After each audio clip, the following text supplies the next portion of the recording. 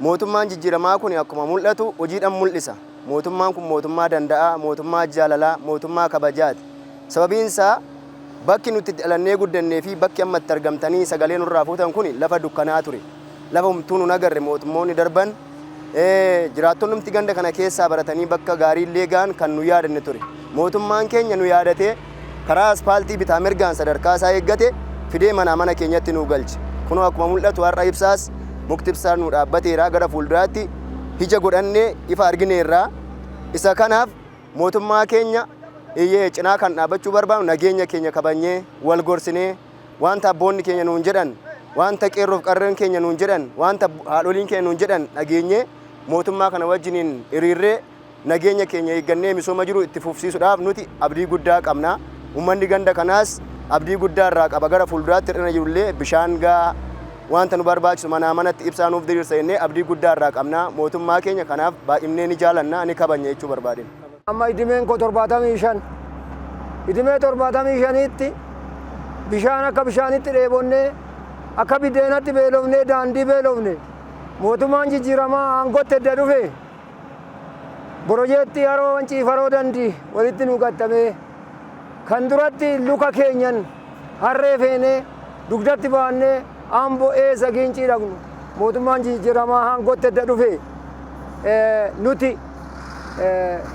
luka kan hin qabne luka arganne irraa ija kan hin qabne immoo ibsaa nuu dhaabaa jira. Mootummaan jijjiiramaa galatoomu edda aangootti dhufe nuti rakkinaa ba'aa jirra. Duratti nuti ijoolleen keenya biddeena baatteet Ambootti baratti. Ishiin giincitti barattu sadarkaa ishiitiin giincitti baratti biddeena baattee amma mootummaan jijjiiramaa timirti beetii amma 8 nuu baneera. Nuti daa'ima keenyas gorfachaa nuti warri idimee finne ijoollee keenyas gorfachaa daandii kana nageenya isaa eegaa ibsaa kana nageenya isaa eegaa Borojeetti kana bira dhaabannee daa'imni keenya jaarsaaf jaartiin jennu nageenya keenya tiksaa in eeggannan jedha. Piroojeektiin kun maqaan isaa Asgoorii Dandii Kotobaa jedhama. Kiiloomeetira 35 kan dheeratu yoo ta'u barri inni jalqabe onkololeessa bara 2017dha. Akkuma ilaalaa jirtan amma hojiiwwan adda addaa hojjetamaati jiranii.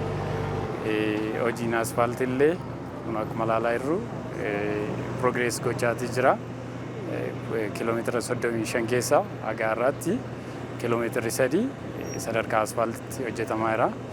Seekshinii inni gara kaanis akkuma hojiinsaa akkuma itti fufeetti jira. Daandii kana hojjetamee xumuruudhaaf baasii qarshii biliyoona 3.79 kan barbaachisu yoo ta'u bajeta kana immoo guutummaatti kan faayinaansii godhu mootummaa Itoophiyaati jechuudha. Daandichi gaafa hojjetamee xumurame faayidaan isaa baay'ee guddaadha.